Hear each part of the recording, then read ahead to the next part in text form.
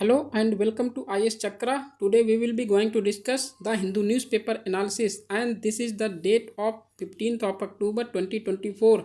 तो ये आपके सामने रहे 5 आर्टिकल जिसमें कि फर्स्ट इनिशियल जो टॉपिक है वो आर्टिकल से रिलेटेड हैं और फर्स्ट जो फिफ्थ और लास्ट जो आर्टिकल है वो प्रीलिम्स बेस्ड आर्टिकल्स हैं और यहाँ पर आपको मिलेंगे PYQ based topics, PYQ based questions and you will solve those questions and put your answers in the comment section below. Okay, so यहाँ पर देख लेते हैं कि पहला आर्टिकल्स जो है वो किससे रिलेटेड है कि यहाँ पर ये जो है Haber Bosch process change the world क्या होता है, इसके अंडर में क्या होता है, हाइबर बॉस्ट प्रोसेस क्या होता है, ये सारा चीज़ डिस्कस करेंगे। ठीक है, और जो सेकेंड आर्टिकल है वो सैमसंग वर्कर्स की जो राइट है यूनियनाइज करने के लिए वो क्या है और सुप्रीम कोर्ट की क्या जजमेंट है उसको देखेंगे। और जो हमारा थर्ड आर्टिकल है वो एक ब्लूप्रिंट है सेफगार्डिंग चिल्ड्रन के रिस्पेक्ट में यहाँ पर बात की जा रही है।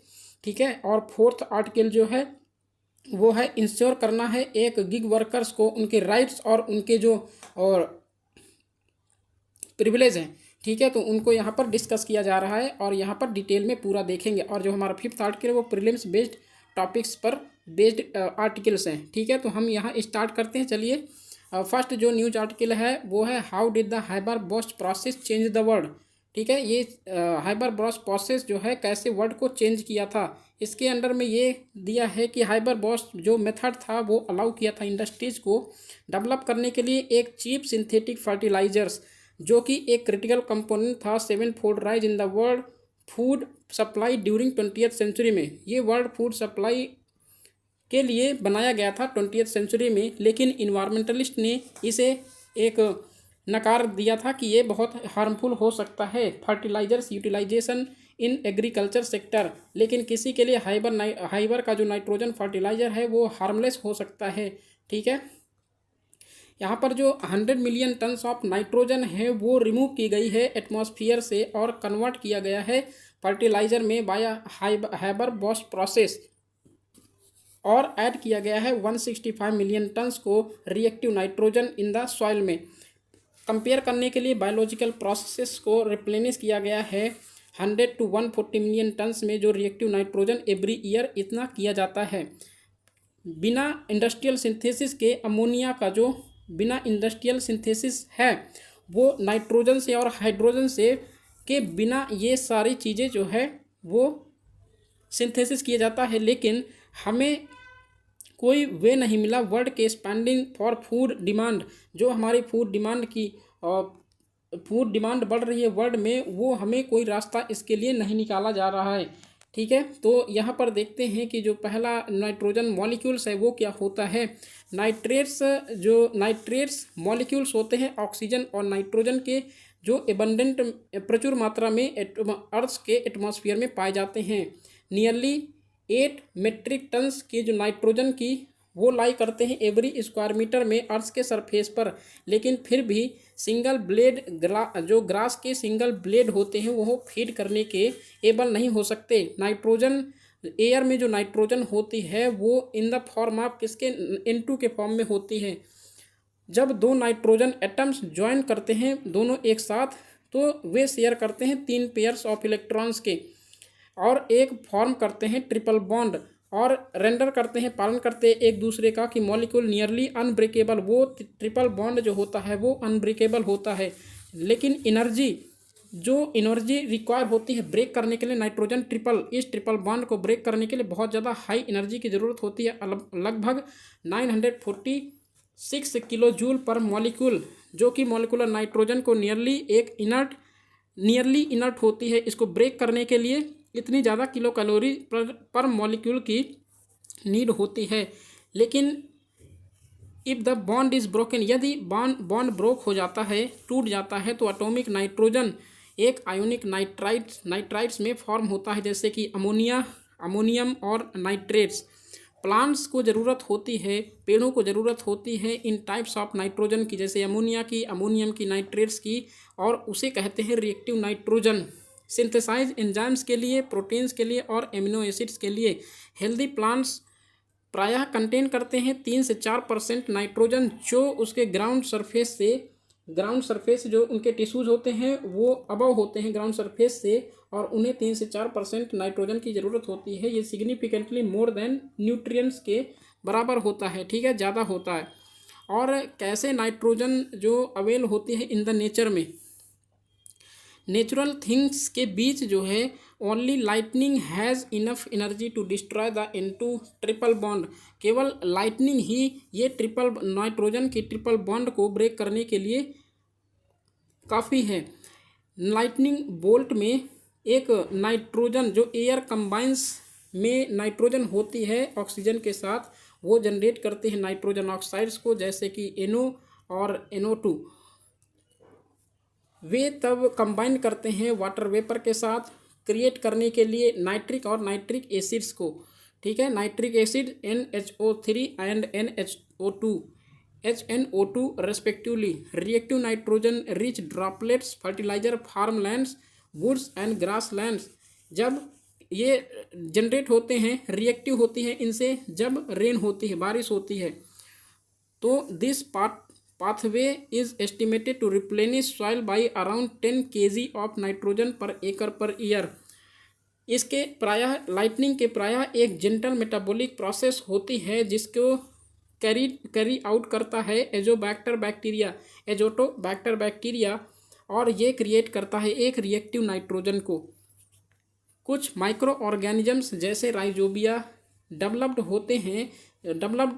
करते हैं सिम्बायोटिक रिलेशंस को लेगूम प्लांट्स के साथ। लेगूम प्लांट्स ये आप याद रखिएगा क्योंकि ये यूपीएससी पास्ट ईयर में पूछा गया है, ठीक है। तो ये लेगूम प्लांट हैं जैसे clover, peas, beans, alpha and acacia, और ये प्रोवाइड करने के लिए होते हैं रिएक्टिव नाइट्रोजन को इन एक्सचेंज फॉर न्यूट्रिशन, ठीक है। अजोला एक स्पीसीज है एक्वाटिक फर्न का with a symbiotic association with the cyanobacterium anabaena azolla, ठीक है। और ये एब्जॉर्ब कर सकते हैं और कन्वर्ट कर सकते हैं नाइट्रोजन को एयर से, और एयर से रिएक्ट करने के लिए नाइट्रोजन को, तो ये ड्राइड होते हैं और डिकेइंग एजोला ड्राई करते हैं और डिके कर देते हैं एजोला को एक इफेक्टिव फर्टिलाइजर के लिए फॉर फार्मलैंड, ठीक है। फार्मलैंड के लिए एक इफेक्टिव फर्टिलाइजर में ऐसे ये प्रोसेस होता है। What is nitrogen cycle? Nitrogen cycle क्या होता है? जैसे पेड़ यूजुअली एक रिएक्टिव नाइट्रोजन को कैप्चर करते हैं सॉइल से, जहाँ वे एब्जॉर्ब करते हैं मिनरल्स को, डिजॉल्व जो वाटर में डिजॉल्व होते हैं मिनरल्स उन्हें एब्जॉर्ब करते हैं, जैसे कि अमोनियम और नाइट्रेट। ह्यूमंस और एनिमल्स को ज़रूरत होती है 9 pre made nitrogen rich amino acid की प्लांट से। तो नाइट्रोजन बनाता है अप्रॉक्सीमेटली 2.6% ह्यूमन बॉडी को।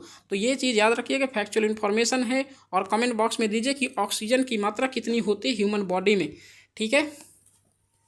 नाइट्रोजन इंजेस्ट होती है प्लांट्स द्वारा, इंजेस्ट की जाती है प्लांट्स द्वारा और एनिमल्स के द्वारा भी, जो रिटर्न होती है सॉइल के लिए सॉइल में, ठीक है, और through excreta and decomposition of dead bodies. तो यहाँ पर एक्सक्रेटा जब करते हैं और डिकम्पोज, जब डेड ऑर्गेनिजम्स होते हैं उनकी मृत्यु हो जाती है, तो वहाँ से जो नाइट्रोजन होती है वो रिलीज हो जाती है सॉइल में। लेकिन साइकिल इनकम्प्लीट होती है, कुछ नाइट्रोजन रिलीज होते हैं बैक इनटू द एटमॉस्फेयर और इन्वायरमेंट इन मॉलिक्यूलर फॉर्म में। नाइट्रोजन ह्यूमन वेस्ट से जो नाइट्रोजन होती है वो रियरली रिटर्न होती है फील्ड में, सॉइल में। लेकिन लेग्यूम्स जो होते हैं वो प्रोड्यूस करते हैं नाइट्रोजन इंडिपेंडेंटली, इम्पॉर्टेंट होते हैं फूड क्रॉप्स के लिए, जैसे rice, wheat, corn and potatoes, and less well known crops के लिए जैसे cassava, bananas and common fruits, और वेजिटेबल्स के लिए भी जो ड्रा करते हैं नाइट्रोजन को सॉइल से, ठीक है। As the human population multiplies, nitrogen जो एग्रीकल्चरल सॉइल में होते हैं वो डिप्लीट्स होती है फास्टर तरीके से, और उसको ज़रूरत होती है फर्टिलाइजर्स टू कंपनसेट, फर्टिलाइजर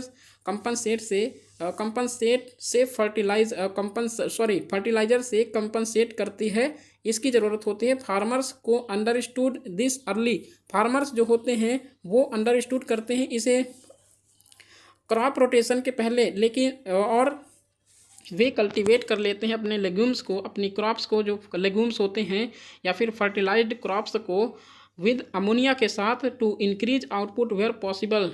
ठीक है, इंक्रीज जो उनका आउटपुट होता है, क्रॉप का जो आउटपुट होता है वो इंक्रीज होते हैं। इंक्रीज करने के लिए वो पहले ही उन चीज़ों को कल्टीवेट कर लेते हैं अपने लेग्यूम्स को।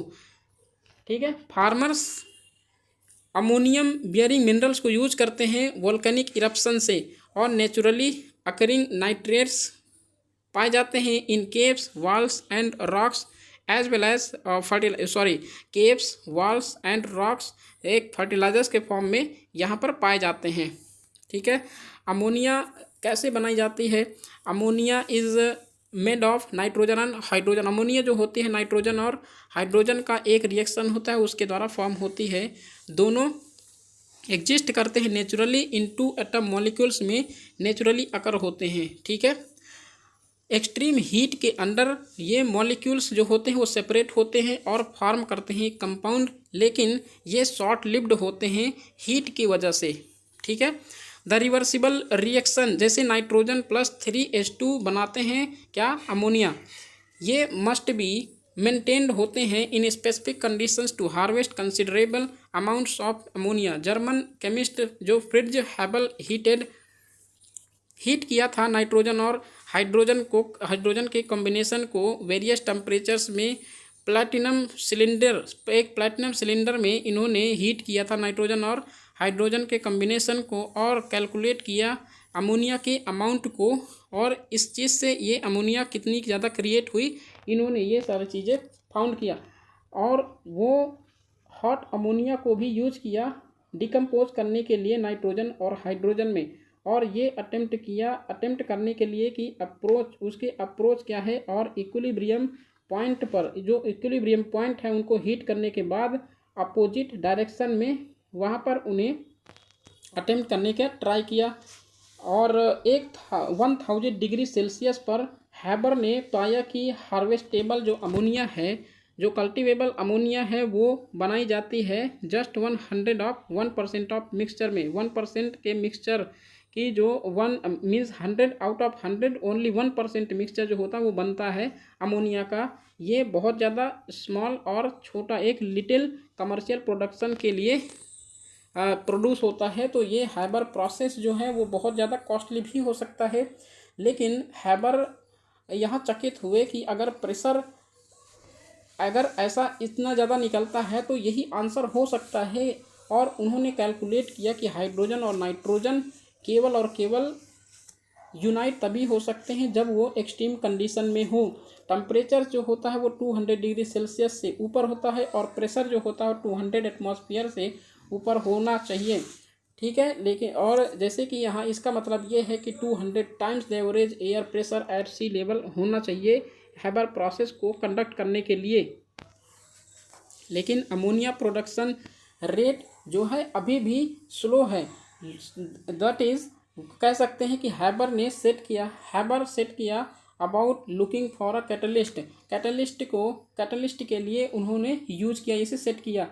लेकिन वो ये भी रियलाइज़ किए कि यदि वह cool the ammonia to a liquid state, और वो अमोनिया अगर कूल हो जाती है और वो लिक्विड स्टेट में कन्वर्ट हो जाती है, तो वो इसे मोस्ट अच्छे तरीके से कलेक्ट कर सकते हैं। डाउन साइड फर्टिलाइजर्स के जो डाउन साइड हैं वो क्या है? एक सेंचुरी एगो पहले जो है एवरेज लाइफ स्पैन बर्थ पर क्या था? Indian was 19 year. इंडियन की एक लाइफ स्पैन क्या था एक सेंचुरी पहले? 19 years compare to 67 years today. आज के 67 ईयर्स प्लस होते हैं, लेकिन एक सेंचुरी ईयर्स एगो वो ओनली एंड ओनली 19 ईयर्स की लाइफ स्पैन होती थी एक इंडियन की। हैबर बॉस मेथड अलाउ किया इंडस्ट्रीज को to develop cheap synthetic fertilisers, एक चीप सिंथेटिक फर्टिलाइजर्स को डेवलप करे, और जो कि एक क्रिटिकल कंपोनेंट था 7-fold rise in the world's food supply during 20th century में। According to one estimate 1/3 world's population जो है वो जैसे कि 200 billion people, around 200 billion people ये फूड अफोर्ड कर सकते हैं, ठीक है, वुड बी विदाउट फूड। अगर हाइबर बोस्ट प्रोसेस नहीं होता तो जो अराउंड 2 बिलियन पीपल हैं वो विदाउट फूड के रहते हैं, ठीक है। But environmentalist have also said the utility of fertilisers can be taken for granted. किसी के लिए हैबर जो नाइट्रोजन फर्टिलाइजर, हैबर का नाइट्रोजन फर्टिलाइजर है वो हार्मलेस भी हो सकता है। एक एवरेज की बात करें कि एक एडल्ट कैरी करता है 1 to 2 kg of nitrogen in human tissues में 1 to 2 kilogram of nitrogen carry कर सकता है। लेकिन मोस्ट ऑफ द कंट्रीज़ में देखा जाए कि ईयरली फर्टिलाइजर जो एप्लीकेशन है वो करंटली एक्सीड करता है 50 kg of nitrogen per capita. Globally average की बात करें तो 13 kg, अराउंड 13 kg है, लेकिन इंडिया में इससे बहुत कम हो सकता है, कम होगा, इतना शायद इतना ज़्यादा हो सकता है कि इंडिया में इसको नाइट्रोजन कैरी करने की जो कैपेसिटी है वो इंडियन में कम हो, ठीक है। तो ये इंडिया के लिए काफ़ी पॉजिटिव बात होगी और ये जो है एक क्लाइमेट चेंज या फिर कहें कि जो पोल्यूशन है इससे बचा जा सकता है, ठीक है। तो कंट्रीब्यूशन जैसे डेवलप्ड कंट्रीज़ के पॉपुलेशन में ज़्यादा कैरी करने की जो कैपेसिटी है वो ज़्यादा कैरी करते हैं, ठीक है। द एक्स्ट्रा नाइट्रोजन ड्रा की जाती है प्लांट्स द्वारा और इसके साथ ही ग्रेटर क्वांटिटी अदर मिनरल्स की भी होती है। It also nourishes bacteria and accelerates biochemical processes that release reactive nitrogen into the atmosphere where it acidifies rain, corroding and destroying land. Nitrogen fertilisers एक पार्ट होता है सरफेस रन ऑफ का, जो कि फ्रेश और कोस्टल वाटर में ये nitrogen fertilisers flow होता है, रन ऑफ होता है, एक्सीडेंटली फर्टिलाइजिंग और डीऑक्सीजनेटिंग इट। एक्सीडेंटली क्या होता है, फर्टिलाइजिंग होता है और डीऑक्सीजनेट होता है इसी रन ऑफ के साथ। इवन एक स्मॉल अमाउंट मॉइस्चर का जो होता है वो वीट को फ्लरिश करने में मदद करता है, ठीक है। और जो हाइबर का वर्क है वो इसेंशियल है लेकिन इनसफिशियंट है फीड ह्यूमैनिटी के लिए। स्टारवेशन, हंगर, माल न्यूट्रिशन को एग्जिस्ट करते हैं with godowns bursting with grain surpluses. अगर हाइबर की जो फर्टिलाइजर क्रिएशन की जो प्रोसेस है उसे इनसफिशियंट फूड प्रोडक्शन इनसफिशियंट हो सकता है और यहाँ पर जो स्टारवेशन, हंगर, माल न्यूट्रिशन की जो प्रॉब्लम है वो को एग्जिस्ट कर सकती है। और यहाँ ये भी देखा गया कि कुछ कंट्रीज़ में ऐसा हो भी रहा है। जो नाइट्रोजन फिक्सेशन की जो मेथड है या जो पढ़ाई जो मीन्स टीचर्स होती है, हमें पढ़ाई जाती है, वो मोर सिग्निफिकेंट लेसन हो टेक्नोलॉजिकल फिक्स करती है, एक अलोन फिक्स होती है, हो सकती है सॉल्व करने में पीपल की जो प्रॉब्लम्स हैं सॉल्व करने की, वो टेक्नोलॉजिकल जो इन्वेंशन है वो पीपल के प्रॉब्लम्स को सॉल्व करने में मदद कर सकती है, ठीक है। हमें ये भी आवश्यकता है कि जो पॉलिटिकल एक्शन है और सोशल मोबिलाइजेशन है वो भी यहाँ पर पार्टिसिपेट कर सकते हैं, ठीक है। तो ये रहा हमारा आज का आर्टिकल जो कि हाइबर बोस्ट प्रोसेस जो था बहुत इंपॉर्टेंट था, ठीक है। यहाँ से एक क्वेश्चन जो प्रीवियस ईयर क्वेश्चन 2021 में आया था, जैसे यहाँ पर आप आंसर दे सकते हैं कमेंट बॉक्स में। Consider the following statements. Moringa drumstick tree is a leguminous evergreen tree.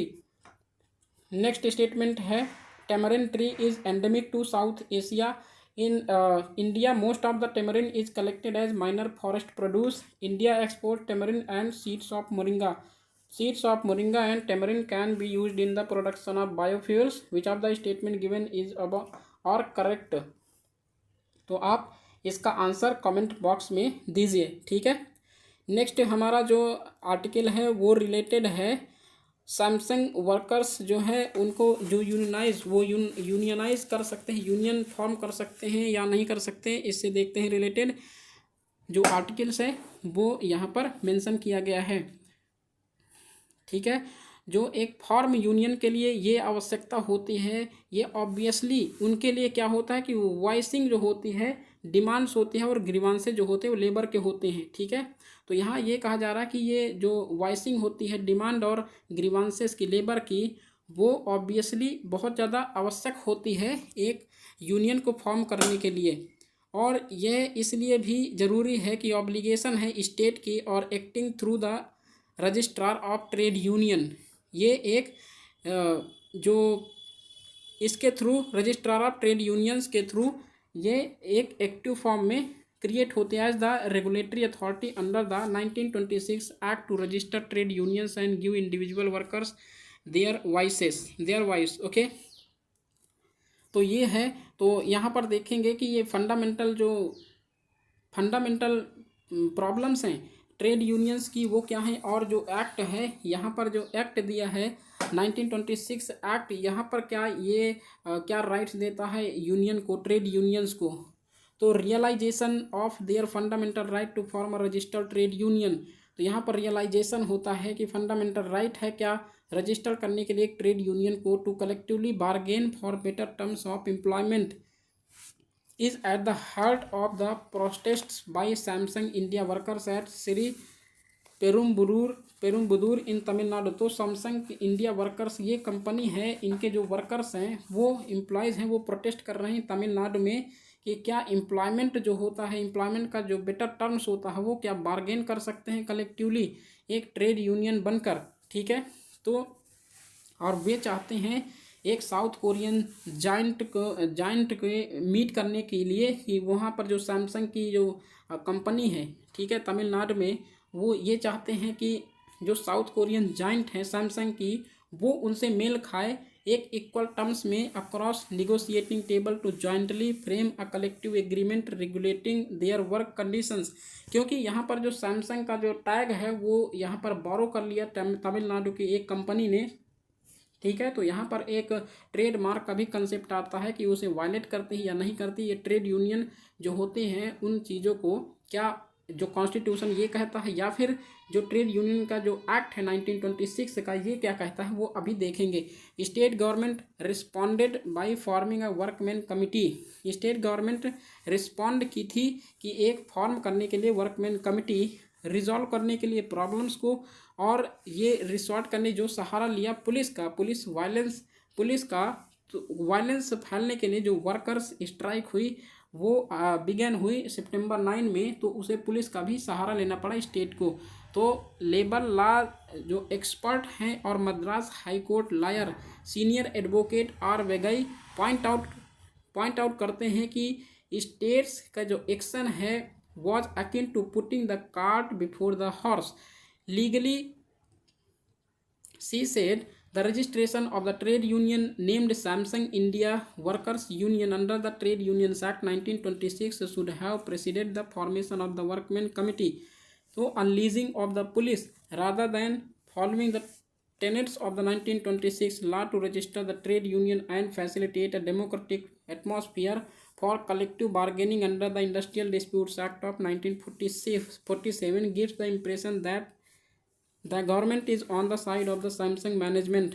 तो एक दूसरे साइड देखते हैं कि जो स्टेट गवर्नमेंट है और सैमसंग है वो अलिजेड ये क्लेम कर रहे हैं कि जो SIWU है, ये कंपनी जो सैमसंग इंडिया वर्कर्स यूनियन है, कंपनी नहीं है एक यूनियन है, SI Samsung India workers union है, वो एक सेंटर ऑफ ट्रेड यूनियंस को बैक करती है, एक सेंटर ऑफ ट्रेड यूनियंस द्वारा बैक की जा रही है कि स्टेट गवर्नमेंट और सैमसंग ये क्लेम किया है कि जो SIWU है उसे बैक किया जा रहा है सेंटर ऑफ ट्रेड यूनियंस के द्वारा। Samsung has further objected to the inclusion in its name in SIWU। तो सैमसंग ने फर्दर ये ऑब्जेक्ट किया है कि इसका जो इंक्लूजन के लिए of its name in SIWU, Samsung ने इसमें जो SIWU है वर्कर यूनियन है, इसमें इसका जो नेम है इसमें इंक्लूजन करने के लिए ऑब्जेक्ट किया है कि यहाँ पर जो है ट्रेडमार्क का कंसेप्ट आता है कि सैमसंग का जो टैग है, नेम है,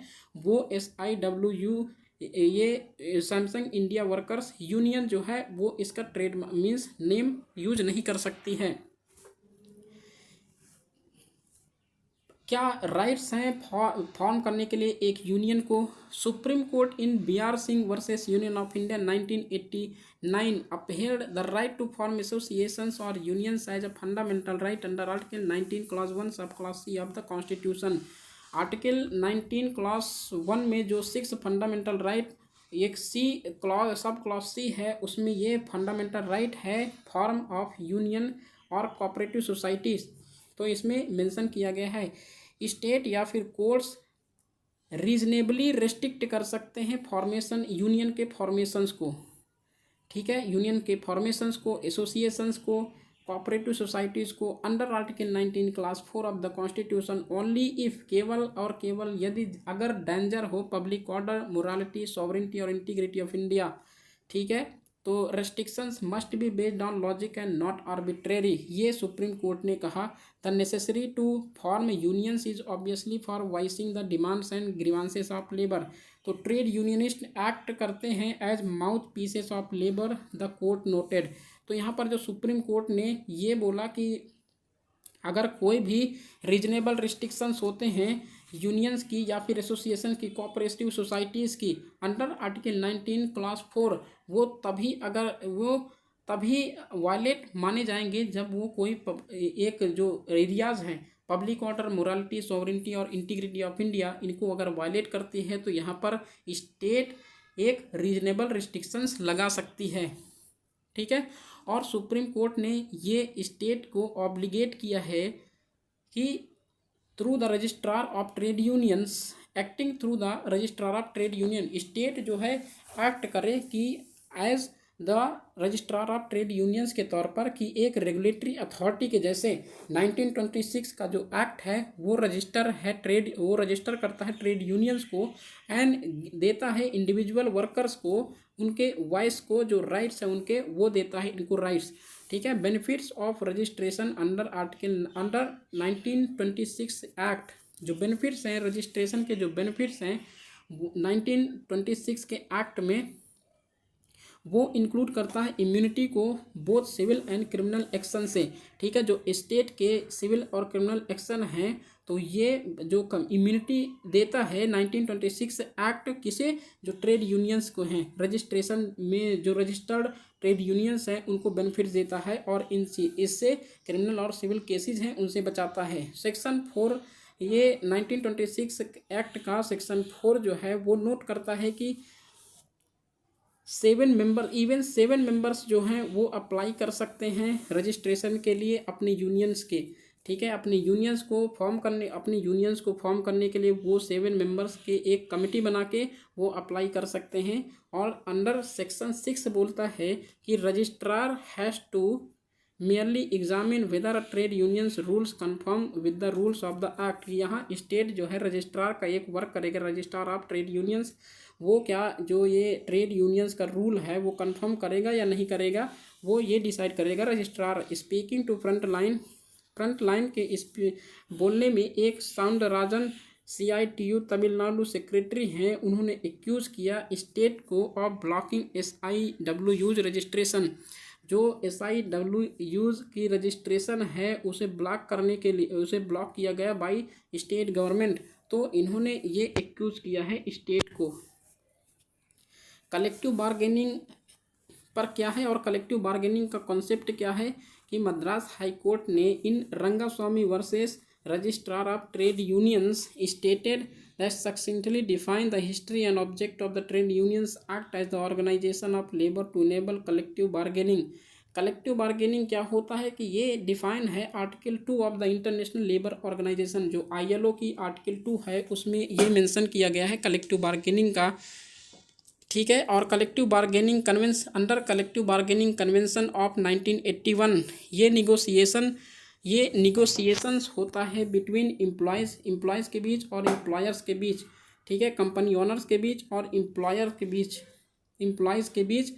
और ये ऑर्गेनाइजेशंस होते हैं जो डिटरमाइन करते हैं वर्किंग कंडीशन को और टर्म्स ऑफ एम्प्लॉयमेंट को फॉर द एम्प्लॉयज़, ठीक है। जो सक्सेसफुल कलेक्टिव बार्गेनिंग के प्रोडक्ट होते हैं, एक कलेक्टिव एग्रीमेंट होता है एम्प्लॉयज़ और एम्प्लॉयर्स के बीच, कंपनी ओनर्स या फिर एम्प्लॉयज़ के बीच, ठीक है। कलेक्टिव बार्गेनिंग एक स्टैट्यूटरली रिकॉग्नाइज्ड एक इंडस्ट्रियल डिस्प्यूट एक्ट में मेंशन है। ये कलेक्टिव बार्गेनिंग एक स्टैट्यूटरी बॉडी है, एक बॉडी की तरह वर्क करती है। एक्ट ये 1926 का जो एक्ट है वो प्रोवाइड करता है कि in case of failure of collective bargaining, अगर कलेक्टिव बार्गेनिंग किसी भी तरीके से फेल होता है तो स्टेट जो है वो स्टेप लेगा ये रिफ़र करने के लिए, मैटर को रिफ़र करने के लिए कि कंसिलिएशन ऑफिसर, वो सेटअप एक कंसिलिएशन ऑफिसर को भेजेगा इन डिस्प्यूट्स को सॉल्व करने के लिए। तो केस को फर्दर रिफ़र किया जाएगा लेबर कोर्ट में और या फिर इंडस्ट्रियल ट्रिब्यूनल में। यदि कंसिलिएशन ऑफिसर उसको सक्सेस नहीं मिली इन डिस्प्यूट्स को सॉल्व करने में, तो जो कलेक्टिव बार्गेनिंग के रूट्स हैं वो ट्रेस बैक किया गया है इन लेट, जो from 18th century and early 19th century, जब कोल माइनर्स स्ट्रगल किए, कोल माइनर्स ने स्ट्राइक किया बेसिक कंडीशंस के लिए। तो कलेक्टिव बार्गेनिंग प्रोटेक्ट करते हैं, कलेक्टिव बार्गेनिंग जो है वो प्रोटेक्ट करते हैं वर्कर्स के राइट को post economic depression of 1930। Correct, जो बार्गेनिंग है ये कलेक्टिव बार्गेनिंग है, ये वर्कर्स के राइट्स को, जब इकोनॉमिक डिप्रेशन हुआ 1930s में तो उन्हें वर्कर्स के राइट्स को प्रोटेक्ट किया था, और सेकेंड वर्ल्ड वार में भी जो भी वर्कर्स थे उनके राइट्स को प्रोटेक्ट किया था, along with the emergence of democratic form of governance globally. India में ये ट्रेस किया जाए कि कलेक्टिव बार्गेनिंग कब पाया गया, कि इन 1980 में जब महात्मा गांधी जी ने अहमदाबाद मिल स्ट्राइक को लीड किया था, जिसमें कि उन्होंने ये इनिशिएटिव लिया कि एक कमिटी को फॉर्म किया जाए और आर्बिट्रेटर्स जो होंगे वो ड्रा करें बोथ वर्कर्स को, ठीक है, दोनों वर्कर्स को, जो एक वेज रेज करने की जो मांग है उनको पूरा किया जाए after revocation of their plague allowance and their employers, ठीक है। यहाँ eminent labour law scholar sir Otto Kahn Freund ने रिफर किया to the level playing field offered by collective bargaining with the expression power stands against power. तो ये याद रखिएगा, power stands against power. Susan Hayter in ILO document में ये term किया गया था कि freedom of association and the right to collective bargaining as fundamental workers rights. Former US president Franklin D Roosevelt ने सीनेट में एक एड्रेस दिया 1937 में, और ये कहा था कि डिनाइल और observance of this right means the difference between despotism and democracy.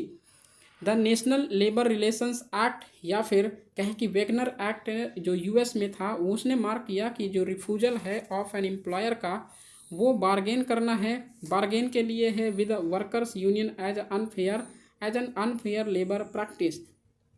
Same spirit reflect करता है फिफ्थ शेड्यूल, जो इंडिया के 1947 का जो एक्ट है उसमें फिफ्थ शेड्यूल में दिया है। ये रिफ्लेक्ट करता है कि एम्प्लॉयर्स का जो रिफ्यूजल है वो बार्गेन कलेक्टिवली होगा और in good faith with recognised trade unions as an unfair labour practice. Celebrated US supreme court case national Labor relations board versus John and लाफ्लिंग स्टील कॉरपोरेशन, उसने हेल्ड किया that stated employees have a fundamental right to organise and select representatives of their own choosing for collective bargaining. The court said any act on the part of the employer to prevent the free exercise of this right would amount to discrimination and coercion to be condemned by the competent legislative authority.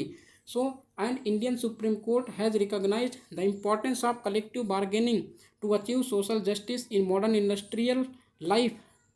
Colonel leather कर्मचारी versus Liberty footwear company. तो court ने Ramprasad Vishwakarma versus chairman industrial tribunal में ये note किया कि labour कैसे एक great disadvantage में, कैसे लेबर जो होंगे वो ग्रेट डिसएडवांटेज फेस करते हैं before the days of collective bargaining. Collective bargaining के दिनों के पहले वो ग्रेट डिसएडवांटेज फेस करते थे, ठीक है, जब कलेक्टिव बार्गेनिंग का कॉन्सेप्ट नहीं था। On the right to strike की बात करें तो राइट टू स्ट्राइक लेबर एक लीगल राइट है जो रिकॉग्नाइज करता है सर्टेन रिस्ट्रिक्शंस को अंडर इंडस्ट्रियल डिस्प्यूट्स एक्ट में। तो सुप्रीम कोर्ट डिस्क्राइब करता है स्ट्राइक को as form of demonstration by workers for their rights, ठीक है। फॉर एग्जाम्पल यहाँ बात करें कि they include various forms like go slow, sick in work to the rule, absenteeism, etc. Court also observed that the right to demonstrate जो है वो right to strike होगा एक इम्पॉर्टेंट जो एज इम्पॉर्टेंट वेपन्स हैं in the armoury of workers. ठीक है, जो वर्कर्स की आर्मरी में हैं वो एक इम्पॉर्टेंट वेपन्स है राइट टू स्ट्राइक। तो राइट को रिकॉग्नाइज किया जाए by almost all democratic countries. ठीक है, जो आईएलओ ने कंसिडर करता है कि जो राइट टू स्ट्राइक है एक कोरोलरी है राइट टू ऑर्गेनाइज की, लेकिन 1947 का जो एक्ट है वहाँ पर रिकॉग्नाइज नहीं करता राइट टू स्ट्राइक एक एब्सोल्यूट हो। सेक्शन 22 इसे प्रोहिबिट करता है स्ट्राइक्स को। ठीक है, इन ब्रीच ऑफ कॉन्ट्रैक्ट और without giving employer notice within 6 weeks before striking और within 14 days of giving such notice. तो यहाँ पर सेक्शन 22 प्रोहिबिट करता है स्ट्राइक को कि जो ब्रीच ऑफ कॉन्ट्रैक्ट हैं या फिर जो 14 डेज या फिर 6 वीक्स के अगर उन्होंने नोटिस जारी नहीं किया है और राइट टू स्ट्राइक पहले कर दिया तो ये वायलेशन होगा। ठीक है, या फिर before the expiry of the date of strike specified in the notice और during the pendency of proceedings before a conciliation officer and 7 days after the conclusion of such proceedings.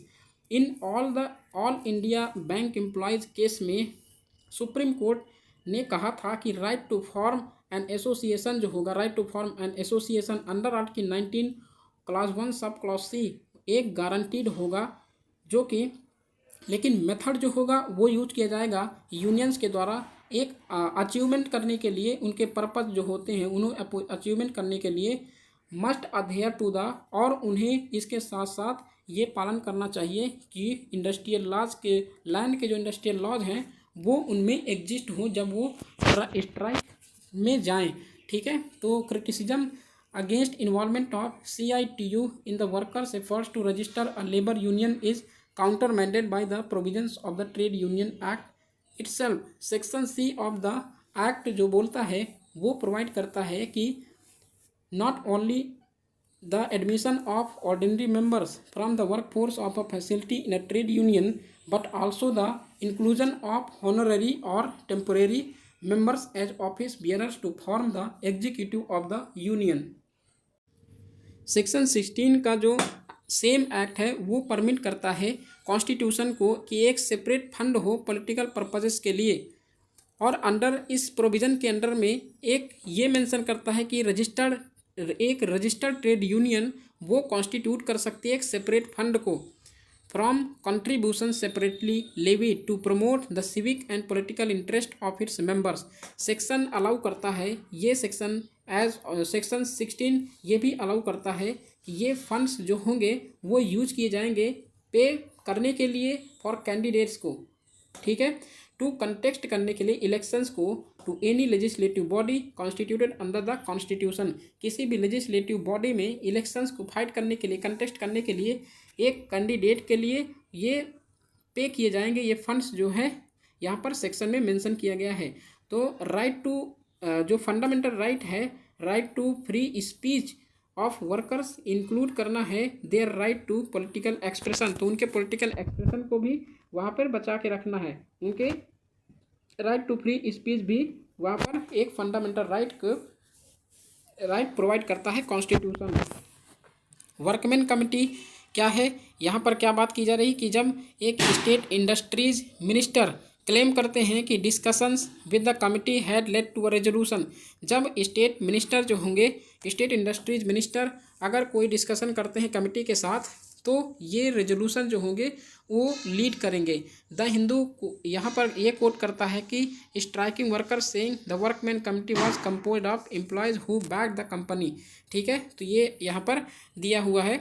Section 3 of 1947 act में cover किया गया है, cover है to the constitution of works committee. ठीक है, work committee का जो कॉन्स्टिट्यूशन है वो कहाँ पर मेंशन है, उस सेक्शन 3 ऑफ 1947 एक्ट में। statute empowers the appropriate government to direct the employer to form a work committee considering an equal number of representations of employers and workers engaged in the establishment. Okay, तो और committee में जो workers होंगे वो choose करेंगे, have to be chosen, उनमें उनको choose किया जाएगा। कमिटी में जो मेंबर्स होंगे उनको चूज किया जाएगा किसके कंसल्टेशन से, ट्रेड यूनियन के, उनके ट्रेड यूनियन के जो ट्रेड यूनियन के कंसल्टेशन से उन्हें चूज किया जाएगा। और यदि ऐसा कुछ है होगा तो registered under the Indian trade unions act 1926, और ऐसा होता है तो उन्हें रजिस्टर्ड कर लिया जाएगा। ट्रेड यूनियंस एक्ट जो है 1926 के अंडर में उन्हें रजिस्टर्ड कर लिया जाएगा। Provisions is also replicated in the yet to be implemented industrial relations code of 2020। तो जो प्रोविजंस है वो रेप्लिकेट करता है in industrial relations code of 2020 में, वो अभी भी यहाँ पर उसमें गिवन नहीं है। ये राइट्स जो है वो मेंशन नहीं किया गया ट्रेड यूनियंस के लिए। और अतः हम ये कह सकते हैं कि लॉ मैंडेट करता है रजिस्ट्रेशन को एक ट्रेड यूनियंस के before formation of works committee. क्या नेम है इसके लिए? सैमसंग। नेम में क्या प्रॉब्लम्स है? जो सैमसंग कह रहा है कि हम इसे ऑब्जेक्ट करते हैं कि जो SIWU जो है SIWU है वो हमारे नेम को यूज कर रहा है। तो सैमसंग इंडिया ने कंप्लेन किया है लेबर कमिश्नर को कि जो सैमसंग नेम है वो SIWU ने अपना नाम, ये हमारा सैमसंग नाम जो है वो लेके वायलेट किया है ट्रेडमार्क्स एक्ट को 1999 में जो था।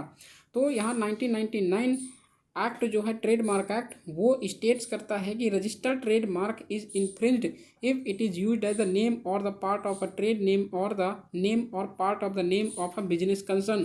कि बिजनेस कंसर्न के लिए अगर कोई भी किसी का यूज नेम सेम नाम यूज करता है तो वो वायलेट करता है, ठीक है, इन्फ्रिंज करता है, और इससे ये एक्ट उसे प्रोहिबिट करता है।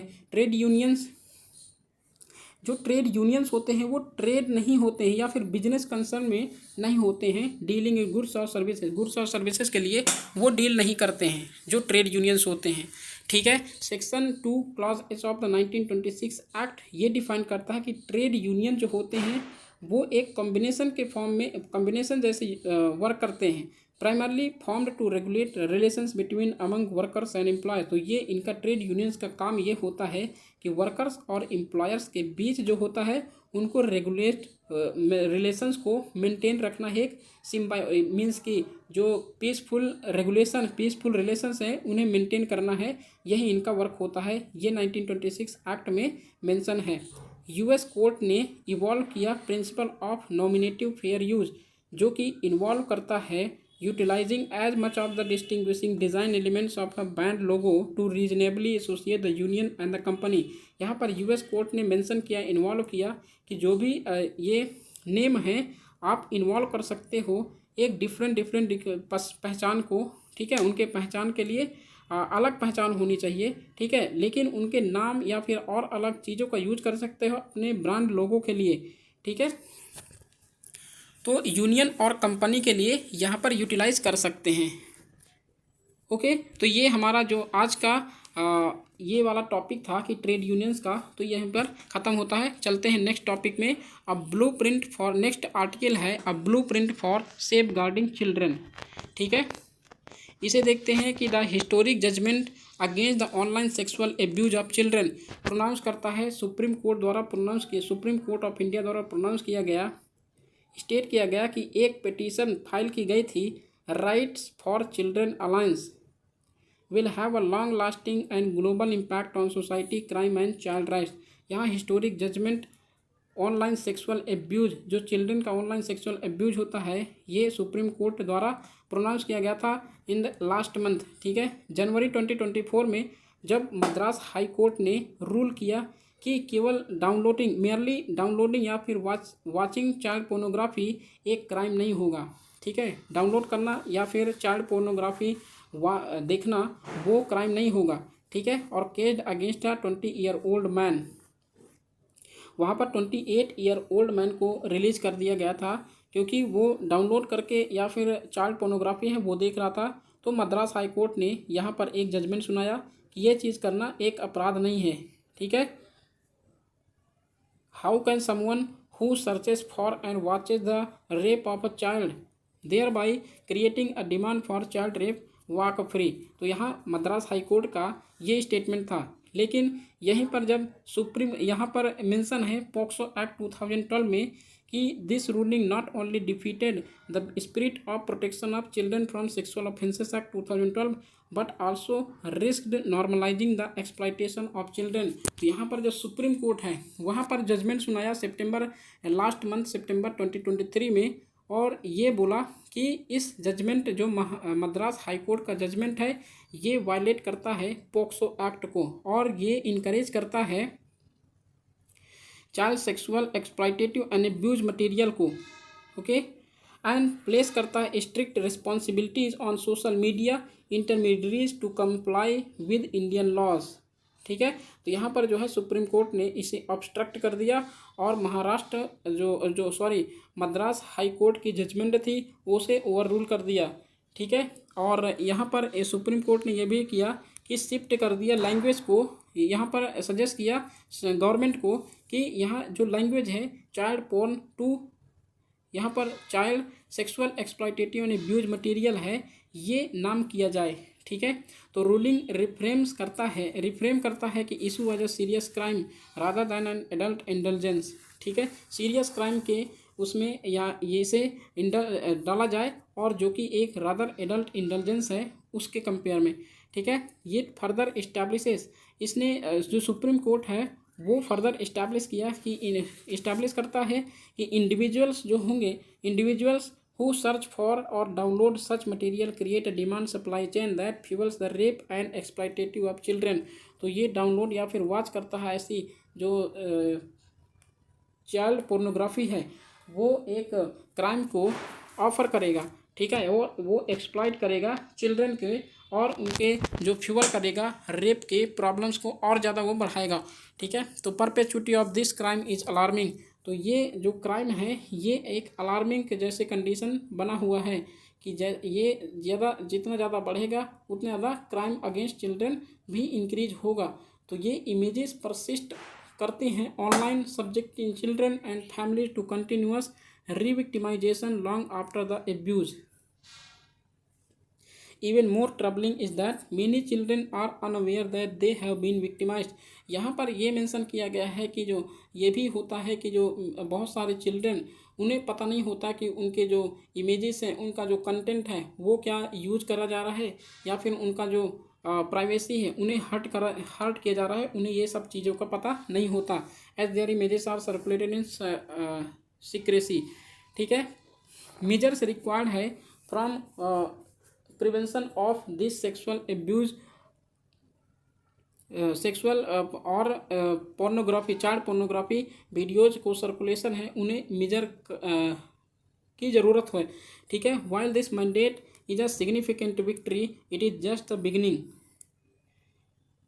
To fully realise its impact. इस इम्पैक्ट्स को फुली रियलाइज करने के लिए गवर्नमेंट को इम्प्लीमेंट करना ही होगा एक कॉम्प्रिहेंसिव सेट ऑफ मेजर्स को इंश्योर करने के लिए safety and rehabilitation of children की। करंट अप्रोचेस वो लार्जली फोकस करते हैं पनिश करने के लिए उन्हें पोजेशन ऑफ CSEAM, जो हमारा यहाँ पर जो नाम है कि child sexual exploitative and abuse material है, इस नाम से अगर इसे बुलाया जाए तो यहाँ पर काफ़ी ज़्यादा इसे एज मिलेगी। जबकि child victims behind these images often remain without support. तो इसके कंटेक्स्ट में यहाँ पर इस चाइल्ड जो विक्टिम्स हैं, ठीक है, वो इसके बिहाइंड जो उनकी इमेजेस है वो सपोर्ट के बिना ही वो चाइल्ड विक्टिम्स बन जाते हैं। अ globally coordinated preventive and protective framework urgently need है इस चीज़ की, ग्लोबली कोऑर्डिनेटेड प्रिवेंटिव और सिविल सोसाइटी ऑर्गेनाइजेशंस की इस फील्ड में वर्क करने की। One that not only targets offenders but also addresses the ecosystem and the evolving nature of child exploitative. यहाँ पर क्या क्या मेजर्स लिए जा सकते हैं कि फर्स्ट मेजर जैसे cyber crime should be explicitly defined in Indian laws.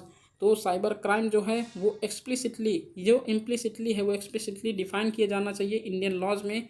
और जो चाइल्ड सेक्सुअल एक्सप्लॉयटेटिव एंड जो ये है ना sexual exploitative and abuse material हैं should be brought within its ambit as an economic and organised crime. ये जो CSEAM का मैटर है ये अंडर आना चाहिए इकोनॉमिक और ऑर्गेनाइज्ड क्राइम के अंडर में, ठीक है। और इमर्जिंग क्राइम्स, जो क्राइम इमर्ज हो रहे हैं जैसे कि इंटाइसमेंट थ्रू इलेक्ट्रॉनिक और digital means and resulting trafficking for both forced labour and sexual exploitation need to be explicitly outlawed.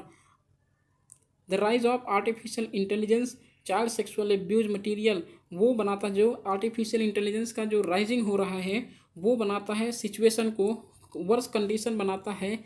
और जैसे कि क्योंकि यह ब्लर करता है लाइन को between real and synthetic images को, ठीक है। इसकी इमेजेस एक आइडेंटिकल इमेज बना सकता है और उसी इमेज को वो दूसरी तरीके से उसे क्लोन कर सकता है, ठीक है।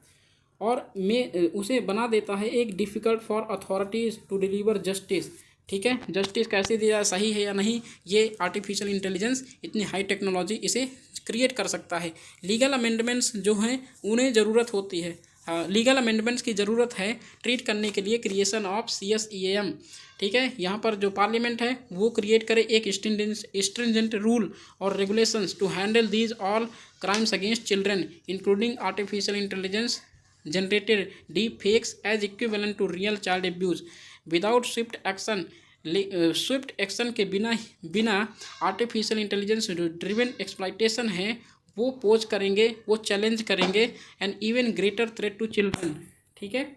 और सेकेंड जो मेजर्स है वो second media platforms must be held accountable. जो सेकेंड मीडिया प्लेटफॉर्म्स हैं जैसे कि ओरिजिन जहाँ से सोर्स ओरिजिनेशन हो है उसके जो सर्कुलेशन है जिसके पास जाएगा वो भी अकाउंटेबल होना ही चाहिए for reporting CSEAM in real time to law enforcement. तो जजमेंट का जो मैंडेट है वो इंटरमीडियरीज भी होना चाहिए, इंटरमीडियरीज की रिपोर्ट है उन कंटेंट के लिए लोकल पुलिस और अथॉरिटीज़ को यहाँ पर सजग रहना चाहिए। थर्ड जो है वो इंडिया को इस्टेब्लिश करना चाहिए एक इंस्टीट्यूशनल फ्रेमवर्क, एक फॉर्म में जो फोरेंसिक लैब से इक्विप्ड हो विद कटिंग एज टेक्नोलॉजी, एक अच्छी टेक्नोलॉजी हो रिस्पॉन्ड करने के लिए to increase in the reporting of child sexual exploitation and abuse material by intermediaries के द्वारा एंड सोशल मीडिया कंपनीज के द्वारा, ठीक है। करेंटली इंटरनेशनल एजेंसीज जैसे कि Interpol flag Indian IP addresses to the national crime record bureau, ये इनके पास जो है इन्होंने पास किया अपनी इंफॉर्मेशन को टू स्टेट अथॉरिटीज़ के लिए। एक डोमेस्टिक लैब रिड्यूस कर सकती है रिस्पांस टाइम को by allowing India to flag suspicious activity locally and share real time alerts with in Indian and foreign authorities. Fourth हमारा जो है वो प्रोसिक्यूट करना चाहिए सर्चिंग फॉर डाउनलोडिंग और CSEM should be entered into the national database on sexual offenders and barred from employment in sectors involving children. जो ऐसी हरकत करता है उसे इस जो हमारा CSEM के अंडर है ये से इंटर करना चाहिए, ठीक है। मटेरियल्स है इसके अंदर वो से लाना चाहिए और जो डेटाबेस है सेक्सुअल ऑफेंडर्स पर उसे बार करना चाहिए एम्प्लॉयमेंट से, जिस सेक्टर में चिल्ड्रन हो उस सेक्टर में उसे एम्प्लॉयमेंट से बार करना चाहिए, ठीक है। बॉर्डरलेस रिस्पांस, एक मोस्ट इम्पॉर्टेंटली जो बॉर्डरलेस क्राइम रिक्वायर ज़रूरत होती है एक बॉर्डरलेस रिस्पांस की, मतलब इसका ये मतलब है कि मोस्ट इम्पॉर्टेंटली ये चीज़ है कि बॉर्डरलेस क्राइम जहाँ पर होता है उसे ज़रूरत होती है एक बॉर्डरलेस रिस्पांस की, ठीक है। जहाँ पर जितना क्राइम होगा उसको अगर बॉर्डर उस पर प्रोहिबिट नहीं किया जाए तो वो ज़्यादा स्प्रेड होता है। United Nations summit of the future 2024 miss कर दिया एक क्रिटिकल अपॉर्चुनिटी को टू एड्रेस करने के लिए इमर्जिंग क्राइम्स अगेंस्ट चिल्ड्रन को।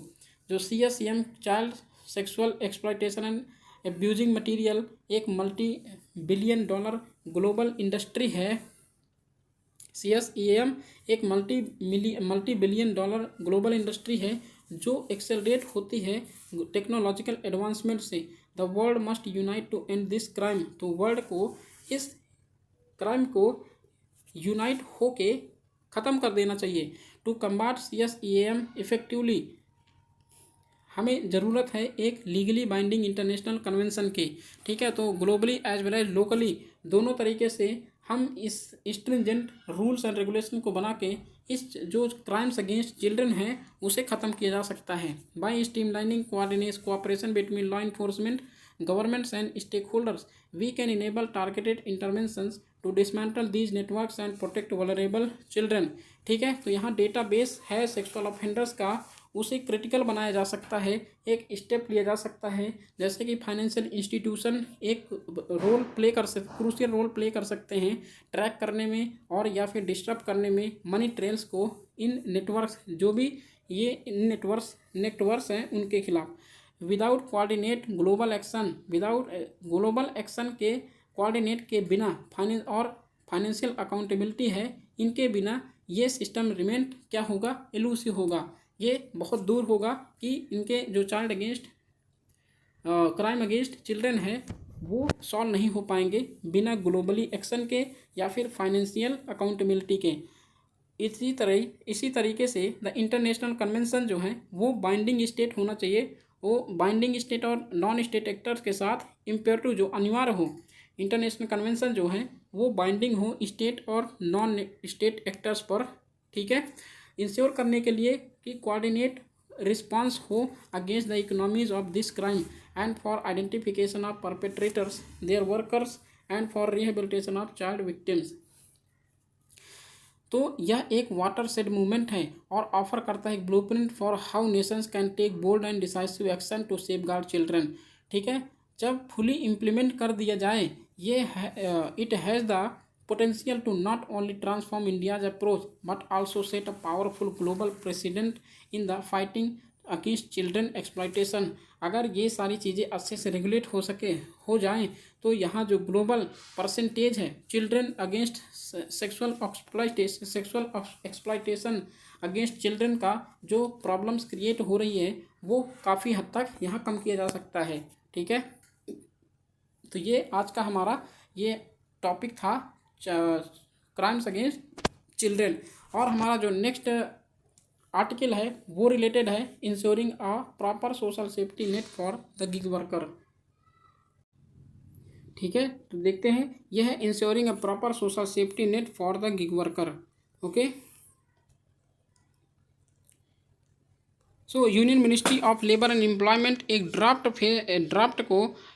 किया है नेशनल लॉ के लिए to incorporate gig workers into social security schemes, social security scheme में लाने के लिए एक जो union ministry of labour and employment है उन्होंने ड्राफ्ट किया है नेशनल लॉ में to incorporate gig workers into social security schemes में, ठीक है। गवर्नमेंट ये एक्सपेक्ट करती है की ज़रूरत है एग्रीगेटर की to contribute 1 to 2% of their revenue to establish a social security fund, ठीक है। तो ये सोशल सिक्योरिटी फंड जो है वो रेवेन्यू जनरेट करते हैं और इन्हें गिग वर्कर्स के लिए ये फैसिलिटी प्रोवाइड की जाए, ठीक है। गवर्नमेंट आल्सो रिवाइज कर रही है डेफिनीशन को गिग वर्कर्स की और माइग्रेंट वर्कर्स की, उन्हें बनाने के लिए एक इंक्लूसिव और रिफ्लेक्टिव करेंट एम्प्लॉयमेंट रियलिटीज़ की, ठीक है। और गवर्नमेंट ने ये भी प्रपोज किया लेजिस्लेशन में कि एक वेलफेयर बोर्ड मॉडल को इस्टेब्लिश करना पड़ेगा और क्रिएट करना पड़ेगा एक फंड को social security for gig workers के लिए, ठीक है।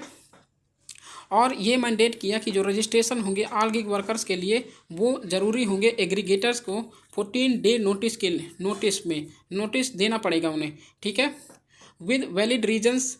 क्या उनके पास रीजन्स हैं बिफोर टर्मिनेशन, कि अगर उनके पास 14 डे नोटिस देने का ये मतलब है कि वहाँ पर जो रजिस्ट्रेशन होंगे सभी ऑल गिग वर्कर्स को और रिक्वायर जो होंगे एग्रीगेटर्स उन्हें दिया जाएगा 14 डे नोटिस अगर वो टर्मिनेट करते हैं, ठीक है। उससे पहले उन्हें नोटिस देना पड़ेगा अगर वो टर्मिनेट करते हैं, जबकि इंश्योर करना पड़ेगा ट्रांसपेरेंसी को इन ऑटोमेटेड सिस्टम में, ठीक है। तो वर्कर्स रजिस्टर जो गिग वर्कर्स होंगे वो रजिस्टर्ड किए जाएंगे ऑन लेबर मिनिस्ट्रीज ई श्रम पोर्टल में, ठीक है। ई श्रम पोर्टल जो इनफॉर्मल सेक्टर है वो ई श्रम पोर्टल में रजिस्टर्ड किए जाएंगे, ठीक है।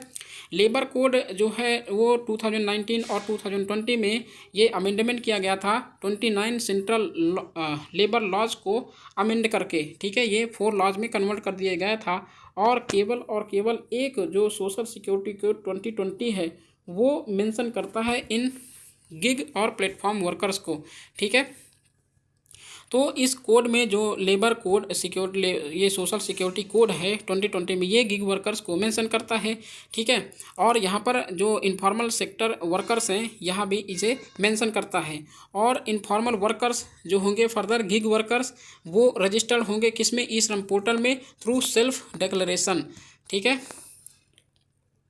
यहाँ वर्कर्स की जो डेफिनीशन है वो एक इशू अराइज करती है from definition of gig workers in social security code 2020। जो सोशल सिक्योरिटी कोड 2020 में गिग वर्कर का जो डेफिनीशन है वो एक इशू क्रिएट करती है जो कि एक प्लेस करती है outside the traditional employ relationship, ठीक है। जो ट्रेडिशनल एम्प्लॉयर और एम्प्लॉयज़ की रिलेशनशिप है उनको वो आउटसाइड करती है।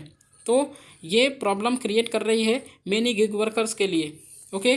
तो जो गिग वर्कर्स एक्सक्लूजन में हैं, जो यहाँ पर मतलब इस डेफिनीशन से बाहर हैं, उन्हें ट्रेडिशनल एम्प्लॉयमेंट फ्रेमवर्क से बाहर कर दिया गया है। Is the crux of the problem. यहाँ प्रॉब्लम क्या है कि जब यहाँ पर गिग वर्कर्स हैं अगर वो यहाँ ट्रेडिशनल एम्प्लॉयमेंट फ्रेमवर्क है उनसे बाहर रखा गया है तो ये सबसे बड़ी प्रॉब्लम यहाँ पर फेस कर रही है, ठीक है।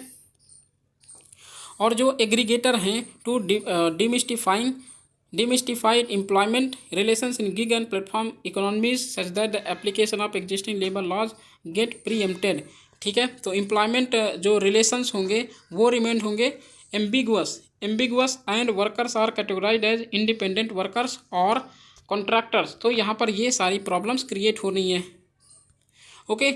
ये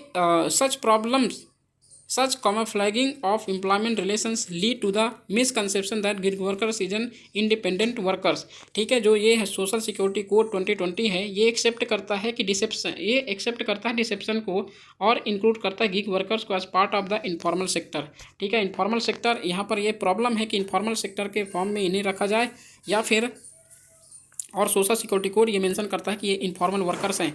जो कोड है वो डिसाइफर नहीं करता है कि एक रियल एम्प्लॉयमेंट रिलेशन को गिग वर्कर्स के लिए और एम्प्लॉयमेंट इकॉनमी को लिए कि वो रेगुलर एम्प्लॉयज़ भी हो सके। जैसे यहाँ पर एग्जांपल के लिए फॉर्मल जो वर्कर्स हैं वो गेट करते हैं 26 वीक का पेड लीव, ठीक है। वो 26 वीक की जो पेड लीव है मतलब लीव है वो पेड होती है उन्हें, लेकिन एक गिग वर्कर्स के लिए वो यहाँ पर मेंशन मतलब नहीं करता है ये सोशल सिक्योरिटी कोड, ठीक है। Entire period of maternity under the maternity benefit act 1961 में ये मेंशन किया गया है, बट यहाँ गिग वर्कर्स के लिए कोई यहाँ पर बेनिफिट नहीं है, ठीक है। जो सोशल सिक्योरिटी स्कीम है मैटरनिटी बेनिफिट के लिए वो कैश बेनिफिट्स है कितने के कितना, लगभग 5,000 से 10,000 के बीच में रजिस्टर्ड इनफॉर्मल वर्कर्स के लिए, ठीक है। गैप है institutional social security and social security scheme के बीच जो टर्म है वो इंटाइटलमेंट है एक वेरी क्लियरली एविडेंट के। तो सोशल सिक्योरिटी कोड 2020 सेट करता है एक प्रोवाइड गिग वर्कर्स के लिए with only certain social security schemes but not institutional social security. तो यहाँ पर सोशल सिक्योरिटी तो है बट इंस्टीट्यूशनल सिक्योरिटी नहीं है कि वहाँ पर इंस्टीट्यूशनल हो ताकि उन्हें रेगुलर जो बेनिफिट्स है वो प्राप्त हो सके, ओके। जो ऑक्यूपेशनल सेफ्टी है और हेल्थ रेगुलेशंस हैं वो भी गिग वर्कर्स को प्रोवाइड नहीं किया जाता, ये भी एक पेरेनियल प्रॉब्लम्स हैं। गिग वर्कर्स इंक्लूड नहीं है इंडस्ट्रियल रिलेशन कोड 2020 के अंडर, तो ये प्रॉब्लम्स हमेशा फेस करते हैं। कॉर्नर स्टोन प्रोटेक्शन, जो प्रोटेक्शन का जो कॉर्नर स्टोन है वो अंडर लेबर लॉज में वो एक्सप्लिसिट एम्प्लॉयमेंट रिलेशन है, बट ये गिग वर्कर्स के लिए अवेलेबल नहीं है। कोर इशू क्या है, यदि union ministry of labour and employment serious है about protecting the interest of an ever increasing number of gig workers in the country, तो इसे ये डिफाइन करना चाहिए कि एम्प्लॉयमेंट रिलेशंस को गिग वर्कर्स और प्लेटफॉर्म वर्कर्स के लिए एक्सप्लिसिट मैनर में, ठीक है, वो इम्प्लिसिट नहीं होना चाहिए, एक्सप्लिसिट होना चाहिए। जो भी डेफिनीशन है वो क्लियर कट डिसीजन होना चाहिए और रिकॉग्नाइज करते हुए एग्रीगेटर्स को कि एक एम्प्लॉयर और रिक्लेम करें explicit employment relation in gig work is the key factor. तो यहाँ एग्रीगेटर है वो रिक्लेम करे एक्सप्लिसिट एम्प्लॉयमेंट को। यहाँ पर जो एम्प्लॉयमेंट उनका जो कैजुअल एम्प्लॉयमेंट है वो नहीं, एक रेगुलर एम्प्लॉयमेंट होना चाहिए गिग वर्कर के लिए, ठीक है। जैसे कि एक प्रेसिडेंट है, जैसे यूके में एक एग्जांपल के तौर पर लेके यूके जो सुप्रीम कोर्ट है ऊबर केस में 2021 का जो केस है वहाँ पर ये किया गया था कि जो ऊबर होगा वो डीम होगा टू बी एम्प्लॉयर। ठीक है, ऊबर जो है एम्प्लॉयर देगा, ऊबर ड्राइव करेगा एक वर्कर्स को और ऊबर आस्क करेगा पूछेगा to honour the prevailing labour laws of the land. Labour laws of the land, उनके पास जो लेबर लॉज हैं वो भी उन्हें फॉलो करना पड़ेगा ऊबर कंपनी को। ठीक है, तो यूके की कंपनी ने ये जजमेंट दिया। ओके, तो यहाँ पर गिग वर्कर्स के लिए ये प्रॉब्लम्स इशू सारे यहाँ पर बताया गया है। वेलफेयर बोर्ड मॉडल सजेस्ट किया गया है by the union ministry of labour and employment द्वारा, और ये शो किया गया है कि limited effectiveness in the past, जो लिमिटेड इफेक्टिवनेस है पास्ट में लिमिटेड इफेक्टिवनेस थी वो पर्टिकुलरली विच कंस्ट्रक्शन वर्कर्स के लिए थी जो आल्सो क्लासिफाइड हैं इनफॉर्मल डिस्पाइट, उन्हें भी राइट्स दिया जाना चाहिए। तो classifying the employment relationship in gig work would further promote the formalisation of workers in this sector. तो जो मतलब कंस्ट्रक्शन वर्कर हैं वो भी किस फॉर्म में थे, वो भी एक जो उनकी इफेक्टिवनेस थी एम्प्लॉयमेंट थी वो भी एक इनफॉर्मल सेक्टर के फॉर्म में थी, वो फॉर्मल एम्प्लॉयर नहीं थे। ठीक है, ऐसे जैसे गिग वर्कर हैं। तो moreover the entire labour code was designed by for simplification and rationalisation, introducing separate laws for specific workforce segments undermines this goal. The key is to recognize the employment relationship is in gig work. Once this is addressed, the rest will follow. ठीक है, तो यहाँ पर ये हमारा gig work की जो problems है ऐसे ये सोल्यूशन ये प्रोवाइड कर सकते हैं। ठीक है, उन्हें रेगुलर एम्प्लॉयमेंट दे के या फिर उन्हें सोशल सिक्योरिटी बेनिफिट्स जो है उन्हें प्रोवाइड करके। Next article related to Israel's brutality in Gaza है, इंडियाज पिन ड्रॉप साइलेंस। ठीक है, तो ये हमारे प्रीलिम्स पॉइंट ऑफ व्यू से इंपॉर्टेंट है, मेंस पॉइंट ऑफ व्यू से इम्पॉर्टेंट नहीं है। ठीक है, क्योंकि बहुत सारे आर्टिकल पब्लिश हुए हैं और मैंने इजराइल से रिलेटेड जो आर्टिकल्स हैं उन्हें मेंशन किया हूँ। ठीक है, और यहाँ पर इसकी लोकेशन बस देख सकते हैं प्रीलिम्स बेस्ड, जैसे कि यहाँ गाजा है। ठीक है, इधर इजिप्ट है, जॉर्डन है, इज़राइल, ये जेरूसलम है इसकी कैपिटल। ठीक है, वेस्ट बैंक है, सीरिया है, लेबनान, इधर जो है सीरिया और लेबनान, और यहाँ पर जॉर्डन जो फ़लस्तीन है, फ़लस्तीन के बीच ये कन्फ्लिक्ट चल रहे हैं। ठीक है, इससे रिलेटेड जो पास्ट में यूपीएससी ने क्वेश्चन पूछा था 2023 में, consider the following statement first, Israel has established diplomatic relations with some Arab states. Statement second है, the Arab peace initiative mediated by Saudi Arabia was signed by Israel and Arab League, which one of the following is correct in respect of the above statement. तो ये statement है, कौन सा correct है please comment box में ये answer दे सकते हैं। ठीक है, यूपीएससी 2015 का एक क्वेश्चन पूछा था कि the area known as Golan Heights कहाँ पर है, sometimes appears in the news in the context of events related to, कौन से में है, तो ये मिडिल ईस्ट में है। Very very easy question. ठीक है, प्रीलिम्स बेस्ड आर्टिकल्स और कौन से हैं, जयशंकर टू विजिट पाक टुडे फॉर एससीओ मीटिंग। तो एससीओ मीटिंग कहाँ हो रही, पाकिस्तान में। इससे रिलेटेड यूपीएससी ने एक क्वेश्चन पूछा था, ये था कि Shanghai cooperation organisation SCO summit जो था in which India was introduced as a full member was held at, कि जब फुल मेंबर इंडिया को मिला था, फुल मेंबर बना था सीओ का, तो उस समय जो एससीओ की समिट थी कहाँ हेल्ड हुई, उफा, दुशानबे, ताशकेंट, अस्ताना। तो ये कमेंट बॉक्स में दीजिए। तो 2017 में क्वेश्चन पूछा गया था, तो उस समय के जो अपडेट था वो यहाँ पर क्वेश्चन पूछा गया इसके कंटेक्स्ट में। यहाँ पर स्टबल बर्निंग के कंटेक्स्ट में क्वेश्चन है, और यहाँ पर एक प्रीवियस ईयर क्वेश्चन में ये पूछा गया इससे रिलेटेड, ये ग्राउंड रियलिटी थी। ठीक है, 2021 में, how is the perma culture farming different from conventional chemical farming. यहाँ पर ये हुआ कि ये जो अफेक्ट करता है पर्मा कल्चर फार्मिंग और कन्वेंशनल केमिकल फार्मिंग, ठीक है, जो पैडी क्रॉप कल्टिवेशन है उससे क्या इम्पैक्ट पड़ता है, जो कि केमिकल फर्टिलाइजर्स होते हैं यहाँ पर ये पढ़ते हैं। ठीक है, तो इस रिलेटेड मैंने एक क्वेश्चन प्रीवियस ईयर में ये यहाँ पर गिवन है कि permaculture discourages monocultural practices but in conventional chemical farming monoculture practices are predominant. क्या करेक्ट है, conventional chemical farming can cause increase in soil salinity but the occurrence of such phenomenon is not observed in permaculture farming. Conventional chemical farming is easily possibly in semi arid regions but permaculture farming is not so easily possible in such region. तो ऐसा नहीं है। Practice of mulching is very important in permaculture farming but not necessarily so in conventional chemical farming. तो ये question है, आप please comment box में इस क्वेश्चन का आंसर दीजिए, ठीक है। और इन्हें मैं कल अपलोड कर दूंगा सारे आंसर्स, ठीक है। सितंबर होलसेल फूड प्राइसेस लीव 9.5%। यहाँ पर होलसेल फूड प्राइसेस जो हैं वो 9.5% में लीव रीच कर गए 9.5% के उसमें, ठीक है। और यहाँ पर एक क्वेश्चन है यूपीएससी 2023 में पूछा गया था, एक इन्फ्लेशन से रिलेटेड या फिर कहे कि जो आरबीआई के जो इन्फ्लेशन टारगेटिंग मैकेनिज्म्स हैं उससे रिलेटेड क्वेश्चन पूछा गया था, स्टेबलाइजेशन से रिलेटेड। तो स्टेबलाइजेशन का जो कंसेप्ट है ये किससे रिलेटेड है, conducting open market operation, oversight of settlement and payment system, debt and cash management for state and central government, और regulating the functions of non banking financial institutions, ठीक है। नेक्स्ट क्वेश्चन है, यहाँ पर इकोनॉमिक्स के field में Nobel prize मिला है रिसेंटली, तो इनका नाम आप कमेंट बॉक्स में दे सकते हैं।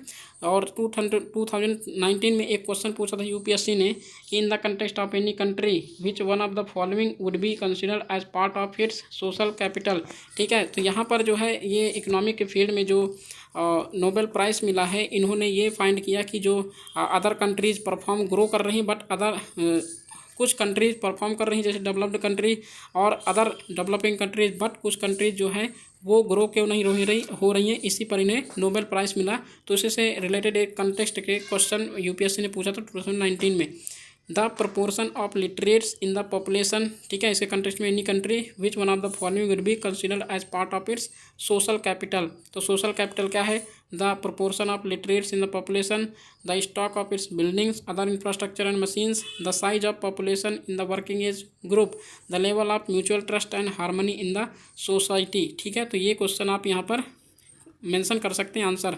और नेक्स्ट है, attacks against UN peace keepers में बी वार क्राइम्स, गुतरेस वांस इजराइल, मतलब इजराइल ने जो है इसे जो है गुतरेस, जो एंटोनियो गुतरेस हैं, यूएन पीस कीपर्स हैं, वो इजराइल में घुसने से मना कर दिया है इजराइल गवर्नमेंट ने, ठीक है। और इंडिया भी इसका सपोर्ट किया है, इंडिया ने इसको अपोज नहीं किया है, ठीक है। तो इससे रिलेटेड एक सीडीएस में क्वेश्चन 2022 में पूछा गया था कि what is blue hamlets, what are blue helmets. तो ब्लू हेलमेट्स किसके पास होता है, यूएन पीस कीपर्स के पास होता है, ठीक है। तो ये क्वेश्चन आंसर आया है यूनाइटेड नेशंस पीस कीपर्स। तो यही हमारा आज का टॉपिक ख़त्म होता है, ठीक है। तो हम नेक्स्ट मिलते हैं नेक्स्ट लेक्चर में, जो कि टुमारो 16 अक्टूबर को। तो तब तक के लिए thank you for watching, have a great day. और यहाँ पर एक मैं आपको अनाउंस करता हूँ कि अगर आपको टॉपिक अच्छा लग रहा हो, आपको लेक्चर अच्छा लग रहा हो, तो प्लीज़ लाइक करिए, शेयर करिए और सब्सक्राइब करिए चैनल को, ताकि मुझे भी मोटिवेशन मिले और मैं एक अच्छे से वीडियो और आपके सामने लाकर दे सकूँ, ठीक है। तो ठीक है, यहीं पर ख़त्म करते हैं अपने lecture. Thank you for watching, have a great day.